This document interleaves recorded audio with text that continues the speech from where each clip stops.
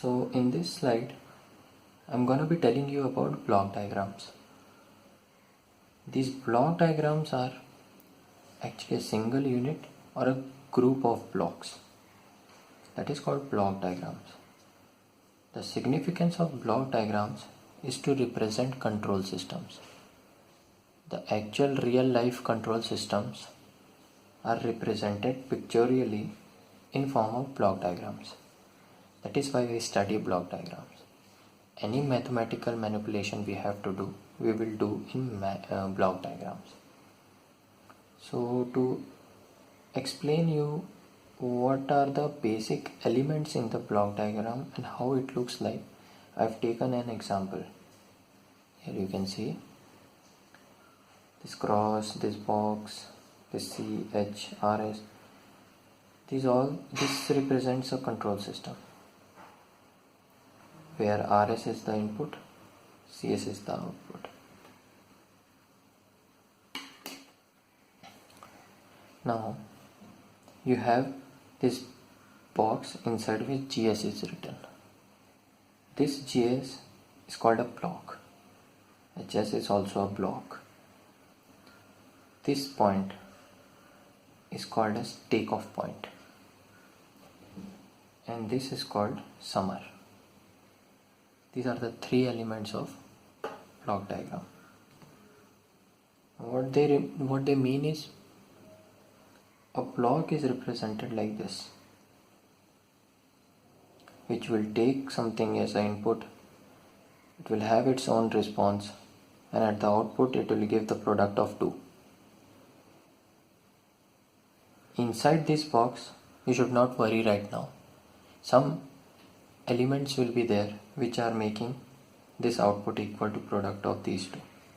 Remember, these GS, HS, CS, RS are the Laplace transform of the actual quantities. These are time domain quantities. But as if now we will stick with Laplace transforms. Later on, if I'll cover time domain response, there I'll deal with these parameters properly. But as if now, just consider this as a Laplace transform of the quantities, and we'll deal in the Laplace domain only right now. So we have a block will take input, and at the output it will give the product of these two. Similarly, the summer is something which is represented by cross and circle, and this will take an inputs and give the summation, algebraic summation of the input quantities. You can see A plus minus B, it can be plus or minus as well at the output. Similarly here, if you will see, this is a 3 input summer which takes Y, A, B, Y, A minus B, because this sign is there, so the output comes as Y plus A minus B. This is a summer. Now we will look for this takeoff point.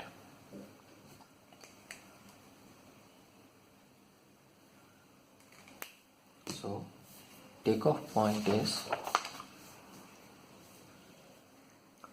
it takes the point from here, from the place, and it will give it to some other block. By doing this, we can generate separate outputs with respect to separate blocks. Okay, sorry.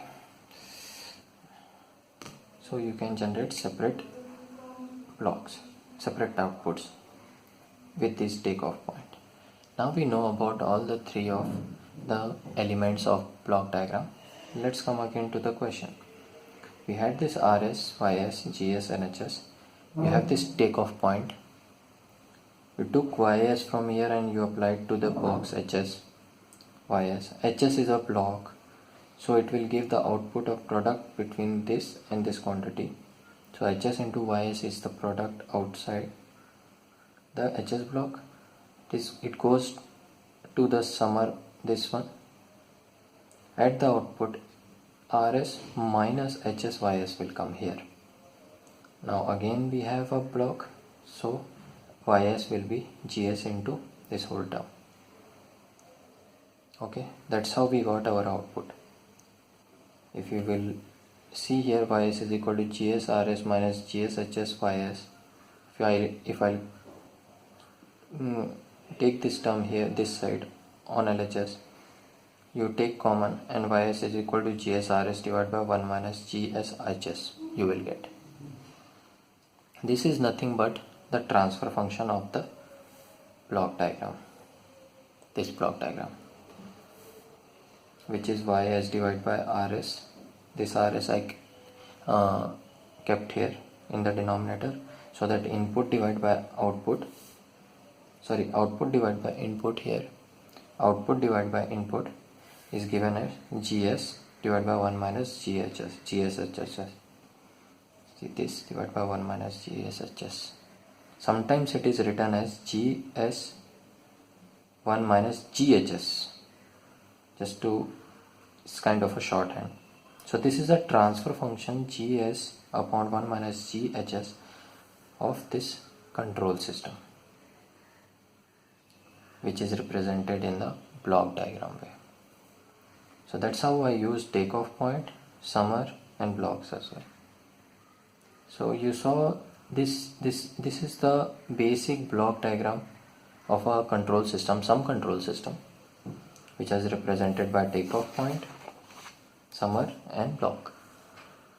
But what you will see later on, that these kind of control systems block diagram is very easy. Like actually in real life scenarios you have big block diagrams.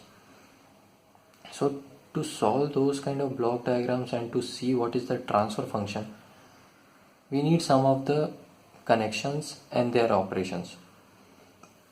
So in next part I'm gonna be telling you about some of the basic block diagram connections and their operations, which will be useful later on to reduce big block diagrams to the shortest one, and so that we can calculate transfer function. I'll see you guys in the next video.